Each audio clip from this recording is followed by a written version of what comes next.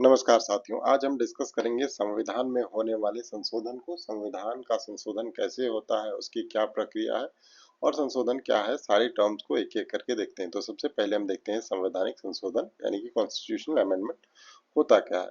भारत का संविधान जो है वो एक लिविंग डॉक्यूमेंट है, यानी कि एक जिंदा दस्तावेज है मान के चलते हैं। और ये समय और परिस्थिति के अनुसार बदला जाता है। परिस्थितियां यानी कि सिचुएशंस जैसे जैसे बदलती है, जो भी सर्कमस्टांसेस होते जाते हैं उसके साथ साथ ये बदला जाता है और इसमें चीजें ऐड की जाती है, चीजें इनसे हटाई जाती हैं। सीधे ये समझिए कि इसमें चीजें जोड़ी जा सकती हैं, इसमें से चीजों को हटाया जा सकता है, जो भी नियम और कानून हो। तो इन्हीं को क्या कहते हैं, इन्हीं को संविधान संशोधन कहते हैं। संविधान संशोधन क्या है? संविधान का संशोधन ऐसा है कि जो प्रोविजन उसमें नहीं है उसको हम या तो ऐड कर देंगे, या कुछ प्रोविजंस ऐसे हैं जो आज के टाइम में रिलेवेंट नहीं है तो उसे हम निकाल कर वहां से हटा देंगे। तो इसे हम संविधान संशोधन कहते हैं। तो चलिए अगली स्लाइड में देखते हैं संशोधन क्या है, प्रोसेस क्या है। इसे आपने समझ लिया है कि ये है क्या, लेकिन फिर भी यहाँ पर देखते हैं कि संविधान के प्रावधानों को बदलना, यानी कि इसको बदल सकते हैं, इसमें जोड़ सकते हैं, इसमें से हटा सकते हैं। तो बेसिकली हम क्या करते हैं, तीन चीजें करते हैं, या तो इसके प्रोविजंस को बदल देते हैं, या कुछ प्रोविजंस को इसमें और जोड़ देते हैं, या फिर ऐसा भी करते हैं कुछ प्रोविजंस को हटा देते हैं, क्योंकि आज के टाइम में उसकी रिलेवेंसी नहीं है। जो रिलेवेंट चीजें हैं उसे हम जोड़ते चलेंगे, कुछ मॉडिफिकेशन की आवश्यकता होगी तो मॉडिफाई भी हम इसे कहते हैं। ये करता कौन है? ये संसद के द्वारा किया जाता है, यानी कि पार्लियामेंट के द्वारा। प्रक्रिया आप देखते हैं कि ठीक है, ये हो तो जाएगा, लेकिन ये करेगा कौन, किसके इसकी अनुमति है, कौन कर सकता है? तो कॉन्स्टिट्यूशन को अमेंड करने का पावर कॉन्स्टिट्यूशन के अंदर ही है। कॉन्स्टिट्यूशन आर्टिकल 368 में ये बात बताता है कि कॉन्स्टिट्यूशन को अमेंड किया जा सकता है, यानी कि कॉन्स्टिट्यूशन खुद बोलता है कि मुझे बदल सकते हो यार। मतलब बदल सकते हो, जोड़ सकते हो, घटा सकते हो, जो तुमको मन करता है कर सकते हो, लेकिन करोगे कहाँ से? आर्टिकल 368 के अधीन। ये 368 आर्टिकल जो है वो किस पार्ट में मिलेगा? कॉन्स्टिट्यूशन के पार्ट जो आपका 20 है, इसके अंदर ये आपको देखने को मिलता है। उदाहरण के लिए हम देखते हैं कि जीएसटी लागू करना, 101वां संशोधन जो हुआ 2016 में। इससे पहले क्या जीएसटी भारत में था? नहीं था। और किसी भी तरीके से आप कर अपने जनता में ऐसे नहीं लगा सकते। उसके लिए आपको क्या करना होगा कि बाकायदा संसद से आपको इसके लिए बिल पास कराना होगा, उसके लिए एक एक्ट बनना होगा। तो यही एक्ट बना और ये कॉन्स्टिट्यूशन में संशोधन हुआ। ये एक्ट, ये मतलब इस तरीके का कर यानी कि जो जीएसटी है, गुड्स एंड सर्विसेज टैक्स, ये लगाया जाएगा और ये 101वां संविधान संशोधन है। तो आपने समझ लिया कि संशोधन क्या है। चलिए आगे बढ़ते हैं, और संशोधन की आवश्यकता क्यों होती है ये हम देखते हैं। संशोधन होते हैं, इतना पढ़ा है। संशोधन की आवश्यकता को डिस्कस करते हैं। समाज और तकनीकी बदलाव। समाज जो है उसकी स्थिति बदलती जा रही है, समाज का स्ट्रक्चर बदलता जा रहा है और आगे इन फ्यूचर भी ये बदलाव होंगे निश्चित तौर पर। तो जब हमारा संविधान बना था, आज वो समय आज की सिचुएशंस जो है वैसी नहीं थी। स्थितियाँ स्थितियाँ बिल्कुल अलग थी। सोसाइटी उस समय अलग था, टेक्नोलॉजी जो था उस समय अलग थे, उस समय टैक्सेस के रूल्स अलग थे, सब कुछ अलग अलग थे। तो इसलिए किया गया कि उस समय चीजें अलग थी। तो आज उसको देखते हुए आज की आवश्यकता के अनुसार नए कानून और अधिकारों की जो आज आवश्यकता है उसे इसमें ऐड किया जाएगा, पुरानी कमियों को सुधारा जाएगा। यानी कि जो भी कमियां हैं, कुछ कानून ठीक है लेकिन वो सही से चल नहीं पा रहे हैं, तो उसमें हम क्या करेंगे कि आज उसको मॉडिफाई कर देंगे। या फिर कुछ कानून हमारे पास नहीं है तो उसे लाएंगे, तो उसके लिए क्या करेंगे, उसमें ऐड करेंगे। उदाहरण के लिए हम देखते हैं कि राइट टू एजुकेशन, ये कानून पहले नहीं था, लेकिन 86th अमेंडमेंट जो हुआ 2002 के अंदर, इसमें ये राइट टू एजुकेशन को लाया गया। इसमें क्या हुआ, इसमें 6 से 14 वर्ष के जो बच्चे हैं इनको निःशुल्क फ्री एंड कंपलसरी एजुकेशन की बात की गई है इनके लिए। और यही बच्चे जब दिव्यांग होते हैं तो उस केस में 6 से 18 वर्ष तक के बच्चों के लिए यही व्यवस्था, सेम व्यवस्था की जाती है। तो निःशुल्क ये एजुकेशन, फ्री एजुकेशन की बात की, फ्री एंड कंपलसरी एजुकेशन की बात की गई।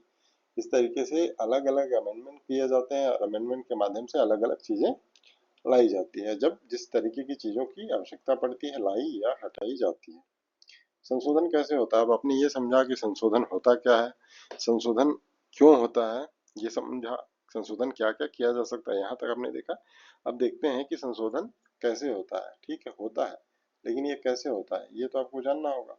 तो संशोधन क्या होता है, इसके लिए प्रस्ताव लाए जाते हैं। कहाँ लाएगा? लोकसभा या राज्यसभा के अंदर। ये बिल के फॉर्म में होता है। बिल कौन है?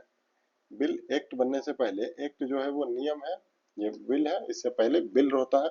बिल जब पास हो जाता है, प्रेसिडेंट से हस्ताक्षर हो जाते हैं, तब जाके ये एक्ट का रूप यानी कि कानून का रूप धारण करता है। इससे बिल आएगा। सबसे पहले क्या करेंगे कि बिल आ गया।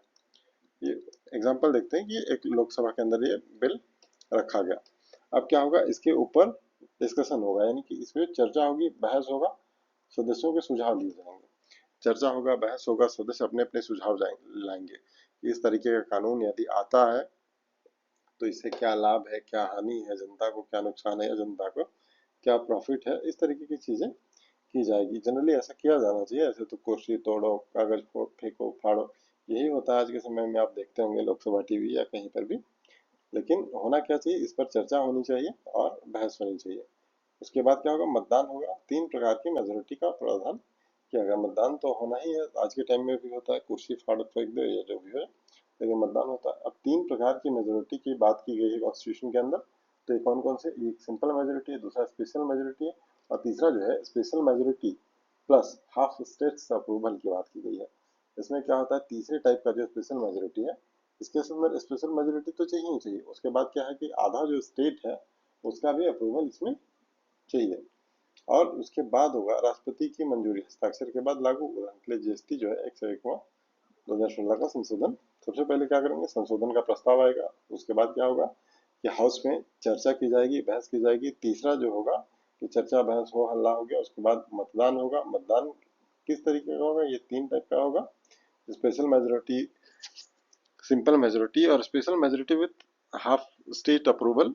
ये जिस तरीके का बिल होगा उस पर ये किया जाएगा। उसके बाद चौथा जो होगा, राष्ट्रपति की मंजूरी ले जाएगी, और उसके बाद ये जो होगा, हस्ताक्षर जब हो जाता है, ये लागू हो जाता है। संशोधन के प्रकार को हम देखते हैं। सबसे पहले सिंपल मेजोरिटी की बात करते हैं। सामान्य कानून की तरह सामान्य कानून है, अगर आधा लोग इसमें साइन कर दिया बस हो गया।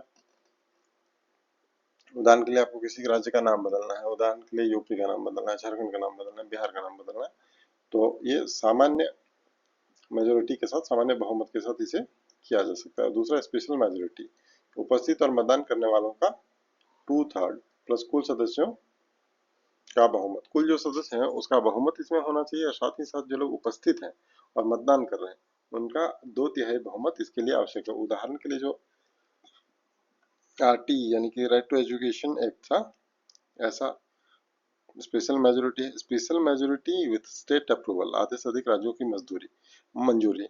उदाहरण के लिए जैसे स्टेट जीएसटी हो गया, जीएसटी से क्या होगा कि राज्य भी इससे अफेक्ट होंगे, राज्य को ज्यादा इसमें प्रभाव पड़ेगा, क्योंकि ये इंटीग्रेटेड जो टैक्सेशन सिस्टम है। तो इस केस में क्या होगा कि राज्यों का अप्रूवल भी आवश्यक होगा। प्रमुख संशोधनों को देख लेते हैं। पहला संशोधन जो था 1951 में, अभिव्यक्ति की स्वतंत्रता पर उचित प्रतिबंध। अभिव्यक्ति की स्वतंत्रता है, ठीक है, क्या बोलेंगे नहीं बोलेंगे, कुछ लिमिटेड जो रेस्ट्रिक्शंस हैं उनकी बात की गई। 42वां संविधान संशोधन, आप सभी लोग जानते होंगे, 1976 में इसे मिनी कॉन्स्टिट्यूशन की भी संज्ञा दी जाती है। इसमें सोशलिस्ट और सेक्युलर शब्द जोड़े गए हैं। ये ना मिनी कॉन्स्टिट्यूशन, ये कौन, इंदिरा गांधी के टाइम ये किया गया था, ये इमरजेंसी के टाइम। 73वां और 74वां संविधान संशोधन 1992 में पंचायत और नगर पालिकाओं को जो है कॉन्स्टिट्यूशनल दर्जा दिया गया। 101वां, ये बहुत फेमस है, मान के चलते कि ये जीएसटी से जुड़ा हुआ, तो जीएसटी लागू किया गया था। संशोधन की सीमाओं को देखते हैं। बेसिक स्ट्रक्चर डॉक्ट्रिन जो है वो क्या कहता है कि कहाँ तक ये नहीं किया जा सकता है, संशोधन कहाँ किया जा सकता है और कहाँ नहीं किया जा सकता है। जो तो इसमें कहा गया कि बेसिक स्ट्रक्चर ऑफ जो कॉन्स्टिट्यूशन है इसमें संशोधन नहीं किया जा सकता है। ये देखते हैं कि बेसिक स्ट्रक्चर जो है वो दरअसल है क्या। संसद संविधान के मूल ढांचे को नहीं बदल सकती है। सुप्रीम कोर्ट क्या कहता है कि केशवानंद भारती केस जो 1973 का केस है, इसमें मूल ढांचा किसे कहा गया है, लोकतंत्र को, धर्मनिरपेक्षता, न्यायिक समीक्षा आदि को, जो ये है बेसिक स्ट्रक्चर कहा गया है। बेसिक स्ट्रक्चर कहा गया है। बेसिक स्ट्रक्चर को डिफाइन करने का पावर किसके पास है, बेसिक स्ट्रक्चर को डिफाइन करने का पावर जो है वो सुप्रीम कोर्ट के पास है। तो उस समय सुप्रीम कोर्ट ने क्या कहा कि ये लोकतंत्र है, धर्मनिरपेक्षता है, न्यायिक समीक्षा आदि बेसिक स्ट्रक्चर है। लेकिन यही चीज आज के टाइम में अगर कोई सुप्रीम कोर्ट में बैठा हुआ लोग जो भी है वहां पर जज, जस्टिस जो भी कहते हैं आप उन्हें, तो ये अगर आज के टाइम में डिफाइन कर दे कि लोकतंत्र बेसिक स्ट्रक्चर नहीं है, धर्मनिरपेक्षता बेसिक स्ट्रक्चर नहीं है, या फिर न्यायिक समीक्षा भी बेसिक स्ट्रक्चर के दायरे में नहीं आता, तो इसमें क्या होगा, आप जो ये बेसिक स्ट्रक्चर से जैसे ही निकलेंगे एक आदेश के जरिए, और उसके बाद आप इसमें निश्चित तौर पर संशोधन कर सकते हैं। तो यहाँ पर सुप्रीम कोर्ट बैठा हुआ है, वो निगरानी करता है और वो बताता है कि बेसिक स्ट्रक्चर क्या है। सरकार चाहे तो कहीं भी संशोधन कर दे, फिर मामला न्यायालय में जाता है। ये बेसिक स्ट्रक्चर के ऊपर कुठाराघात है, तो आप ये नहीं कर सकते हैं। अगर सरकार की बातों के साथ सुप्रीम कोर्ट सहमत हो जाए तो आप पूरे तरीके से संविधान में कुछ भी कहीं से भी संशोधन कर सकते हैं। निष्कर्ष क्या निकलता है कि संविधान संशोधन देश को समय के साथ बदलने और विकसित होने का अवसर देता है। अगर आप कॉन्स्टिट्यूशन में अमेंडमेंट नहीं करेंगे तो समय के साथ आप आगे नहीं बढ़ पाएंगे।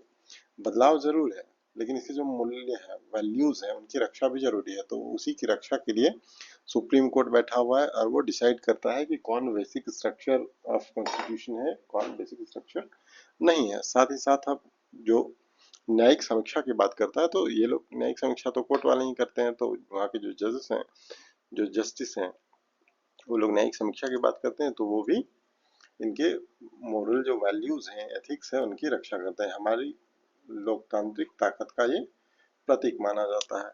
तो आप अगर जेएसएससी जो माध्यमिक आचार्य है उसकी तैयारी कर रहे हैं पॉलिटिकल साइंस के साथ, तो आप इस चैनल के साथ जुड़ जाइए, हमें सब्सक्राइब कीजिए। हम लगातार आपके लिए इस तरीके के कंटेंट लाते रहेंगे। साथ ही साथ अगर आप 14 जेपीएससी की भी तैयारी कर रहे हैं तो आप हमारे साथ जुड़ सकते हैं। यहाँ पर आपको उससे भी रिलेटेड कंटेंट मिलेंगे जो बेहतरीन अंदाज में आपको देखने को मिलेंगे।